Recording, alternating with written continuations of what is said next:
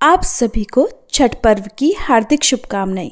आज सुनिए छठ महापर्व की कथा।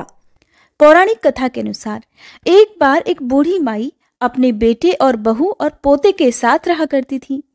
बूढ़ी माई के घर में किसी भी बात की, किसी भी सुख की कोई कमी नहीं थी। बूढ़ी माई छठ मैया की परम भक्त थी और हर साल कार्तिक शुक्ल षष्ठी को छठ का व्रत बड़ी ही श्रद्धा और भक्ति भाव के साथ रखा करती थी। किंतु बूढ़ी माई की जो बहू थी वो बहुत ही आधुनिक सोच वाली स्त्री थी। उसका पूजा पाठ में कोई विश्वास नहीं था, ना ही उसका पूजा पाठ में मन लगता था। एक बार जब कार्तिक मास की शुक्ल पक्ष की चतुर्थी आई तो बूढ़ी माई तो बहुत प्रसन्न थी, क्योंकि उस दिन से छठ का 4 दिवसीय पावन त्योहार जो शुरू हो रहा था। बूढ़ी माई अपने घर की साफ सफाई में लग गई। उसने अपने बेटे को पूजा के लिए आम की लकड़ी और पूजन सामग्री लाने के लिए बाजार में भेज दिया। अब बूढ़ी माई ने अपने बेटे की सलामती और उसकी खुशियों के लिए छठ का व्रत किया। बूढ़ी माई ने अपनी बहू से कहा कि वो भी उसके पोते के लिए छठ का व्रत रखे, लेकिन बहू तो नए विचारों वाली थी। उसे इन सब बातों पर विश्वास ही नहीं था।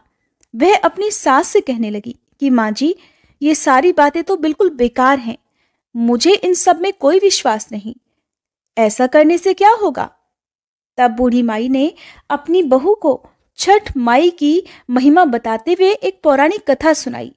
बूढ़ी माई बोली, बेटा, बहुत समय पहले की बात है। प्रियव्रत नाम के एक प्रसिद्ध राजा हुआ करते थे। उनके पिता का नाम स्वयंभू मनु था।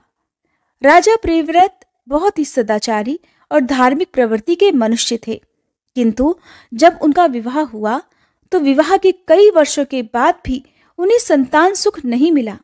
तब ऋषि कश्यप ने उन्हें पुत्रेष्टि यज्ञ कराने की सलाह दी। राजा प्रियव्रत ने पूरे विधि विधान के साथ पुत्रेष्टि यज्ञ का अनुष्ठान किया। उस यज्ञ में प्रसाद रूप में मिली हुई खीर को राजा प्रियव्रत ने अपनी रानी को खिलाया और इस यज्ञ के पुण्य प्रभाव से जल्दी ही राजा की पत्नी गर्भवती हुई। समय आने पर 9 महीने बीतने के बाद रानी ने एक बहुत ही सुंदर पुत्र को जन्म दिया, परंतु वह पुत्र मरा हुआ पैदा हुआ।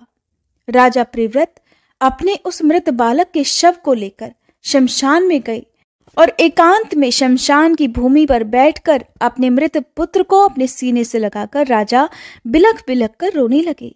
इतने में ही वहां पर एक दिव्य प्रकाश प्रकट हुआ। वह दिव्य प्रकाश एक दिव्य नारी में बदल गया। राजा ने उस दिव्य नारी को देखा तो हाथ जोड़कर उन्हें प्रणाम किया और पूछा, हे देवी, आप कौन हैं? राजा प्रियव्रत की बात सुनकर देवी ने उनसे कहा, राजन, भगवती मूल प्रकृति के अंश से प्रकट हुई मैं देवी षष्ठी हूँ और इस संसार में मैं छठी माई के नाम से जानी जाती हूँ। ऐसा कहकर छठ माता ने उस मृत बालक को उठा लिया और अपने प्रभाव से उसे पुनः जीवित कर दिया। जब राजा ने देखा तो वह स्वर्ण के समान सुंदर और स्वस्थ पुत्र छठी माता की गोद में खिलखिला रहा था। अभी राजा प्रियव्रत उस बालक की ओर देख ही रहे थे कि छठ माता उस बालक को अपने साथ लेकर आकाश में जाने लगी। ये देखकर राजा दुख से विह्वल हो उठा। उसके होठ कंठ तालु सूख गए और उसने माता की स्तुति की, जिससे छठ माता प्रसन्न हुई और कहा कि हे राजन, तुम सर्वत्र प्रकृति यानी सूर्य, उषा, जल और वायु की पूजा करवाओ और खुद भी करो। प्रकृति की आराधना से और समस्त संसार वर्ष भर सुखी और स्वस्थ निरोगी रहेंगे और दीर्घायु को प्राप्त होंगे। तब राजा प्रियव्रत ने सूर्य, उषा, जल और वायु की तथा छठी माता की पूजा की और व्रत किया। इस पूजा से प्रसन्न होकर छठ माता ने राजा को उनका पुत्र वापस दे दिया। तभी से कार्तिक शुक्ल षष्ठी के शुभ अवसर पर सूर्य, उषा, प्रकृति, जल और वायु के साथ छठी मैया की पूजा की जाने लगी। अपनी बहू को ये कथा सुनाकर बूढ़ी माई कहने लगी कि बेटी, छठ माता की महिमा तो ऐसी ही है कि स्वयं भगवान श्री राम और सीता मैया ने भी छठ का व्रत करके भगवान सूर्य देव का आशीर्वाद प्राप्त किया था और तो और महाभारत काल में दानवीर कर्ण और पांडव भी छठ का व्रत कर चुके हैं। ये सुनकर वह आधुनिक युग और नए विचारों वाली बहू बोली, माँ जी, ये सब तो मनगढ़ंत और झूठी कहानियां हैं। मैं इन पर कोई विश्वास नहीं करती। ना तो मैं इतने घंटों तक भूखी प्यासी रह सकती हूँ और ना ही अपने शरीर को कष्ट दे सकती हूँ। ये व्रत तो माँ जी आप ही करो। बहू को फिर से समझाने की कोशिश की, लेकिन वह नहीं मानी। उल्टा वह तो अपनी सास और छठी माता का ही मजाक बनाने लगी। तब बूढ़ी माई ने अपनी बहू को फिर से समझाने का प्रयास किया और कहा कि बेटी, हजारों सालों से चली आ रही इस परंपरा का मजाक तो मत उड़ाओ, और तुम भी मेरे पोते की दीर्घायु के लिए छठी माता का व्रत और पूजन करो। बूढ़ी माई की बातों को सुना अनसुना करके बहू वहां से चली गई।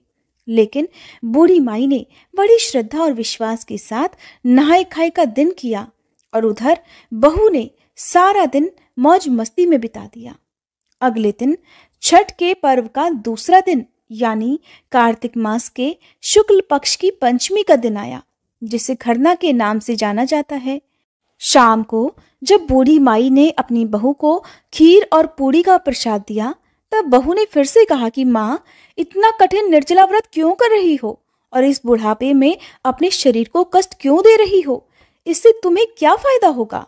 ये सुनकर बूढ़ी माई ने बहू को फिर से छठ माता की महिमा समझाने की कोशिश की, परंतु बहू ने एक बार फिर से अपनी सासू माँ की उन सभी बातों को अनसुना कर दिया और अपने कमरे में जाकर खा पी कर सो गई। वैसे तो सासू माँ कई सालों से अपनी बहू को छठ माता की महिमा बताने की और इस व्रत को रखवाने की कोशिश कर रही थी, और उनकी बहू हर साल ही इसी प्रकार उन्हें टाल दिया करती थी। किंतु न जाने क्यों इस बार बूढ़ी माई का मन बहुत घबरा रहा था और वह मन ही मन बार बार छठी माई से प्रार्थना कर रही थी कि माँ, ये बच्ची तो नासमझ है, इसे क्षमा कीजिएगा। ये आपकी महिमा नहीं जानती, इसलिए आप इसको क्षमा कर दीजिएगा। अगले दिन कार्तिक मास की षष्ठी तिथि थी। सभी लोग छठ पूजा की तैयारियों में जुटे हुए थे, परंतु बहू अभी तक अपने कमरे में सो रही थी। उस दिन वह बहुत देर से उठी और उठकर बहू ने जब अपने पास सो रहे अपने बेटे को उठाना चाहा, तब बेटे ने कोई जवाब नहीं दिया। बेटा हिला डुला तक नहीं। ये देखकर बहू बहुत घबरा गई और वह भागी भागी अपने पति और सास को बताने के लिए गई। जब उन्हें ये बात पता चली तो सास और पति दौड़े दौड़े कमरे में आए। उन्होंने भी बच्चे को जगाने की कोशिश की, किंतु बच्चा हिला डुला भी नहीं, ना ही उसके शरीर में कोई हरकत दिखाई दी। ये देखकर सभी बहुत घबरा गए और वे उस बच्चे को लेकर वैद्य जी के पास गए, किंतु वैद्य जी ने उस बालक को देखकर उसे मृत घोषित कर दिया। वैद्य जी भी हैरान थे कि इतना अच्छा और स्वस्थ बालक अचानक से कैसे मृत्यु को प्राप्त हो सकता है। बालक को मृत देखकर सभी विलाप करने लगे। बूढ़ी माई का दिल तो पहले से ही घबरा रहा था। पोते की इस प्रकार मृत्यु हो जाने पर बूढ़ी माई के जुबान पर केवल यही शब्द थे कि हे छठी माई, क्षमा कर दीजिए, मेरे पोते के शरीर में सांस भर दीजिए। छठी माई, आप तो पुत्र देने वाली हो, उनका पालन पोषण करने वाली हो। तुम समय से पहले मेरे पोते के प्राण भला कैसे ले सकती हो? हे छठी माई, अगर हमसे कोई भूल हुई हो तो हमें क्षमा कर दो। बूढ़ी माई लगातार छठी माता से इसी प्रकार क्षमा मांगती हुई प्रार्थना कर रही थी कि वो उसके पोते को वापस लौटा दे। तभी वहां पर एक औरत आई और कहने लगी कि छठी माई का तो आज व्रत है और छठी मैया तो कभी भी किसी भी बात पर अपने बच्चों पर, अपनी संतानों पर नाराज नहीं होती। जरूर आपसे कोई ऐसी गलती हुई होगी जिससे छठी माता बहुत नाराज हो गई हैं। आज तो छठ का पावन पर्व है। पूरी श्रद्धा से छठी माई को याद करो और विधि विधान से माता का व्रत रखने का संकल्प करो। तब उस औरत ने सासू माँ की बहू से कहा कि बहू, तुम्हारा पुत्र अवश्य ही जी उठेगा। शोक में डूबी हुई माँ के लिए ये शब्द उम्मीद की किरण लेकर आए। उस औरत ने बहू से कहा कि बहू, तुम भी संकल्प लेकर इस व्रत को अवश्य ही रखना। उस अनजान औरत की बातों में कुछ तो ऐसा जादू था कि इतने सालों से समझा रही उसकी सासू माँ की बातों का भी बहू पर असर नहीं हुआ, किंतु कुछ ही क्षणों में उस अनजान औरत ने बहू के मन को एकदम बदल दिया। बहू के मन में छठी माता के प्रति श्रद्धा और विश्वास भर गया और वह आंखें बंद करके छठी माता को याद करने लगी और छठी माता से प्रार्थना करके कहने लगी कि हे छठी माई, मेरे बच्चे को पुनर्जीवित कर दो। मैं अब से हर साल छठ का व्रत अवश्य ही रखूंगी। इस प्रकार आंखें बंद कर जब बहू छठ माता का व्रत रखने का संकल्प ले ही रही थी कि तभी उसने देखा कि उसकी गोद में बच्चा आंखें खोलकर मुस्कुरा रहा है। इतना बड़ा चमत्कार देखकर सभी परिवार वाले और वैद्य जी भी हैरान हो गए। बालक को जीवित देखकर जैसे ही बहू ने आंखें खोलकर उस अनजान औरत को धन्यवाद करने के लिए अपना सिर घुमाया तो देखा कि वह औरत तो वहां पर थी ही नहीं। सभी समझ गए कि हो ना हो वह अनजान औरत अवश्य ही छठी माता थी, जो स्वयं इस व्रत की महिमा समझाने और उसे ज्ञान देने के लिए आई थी।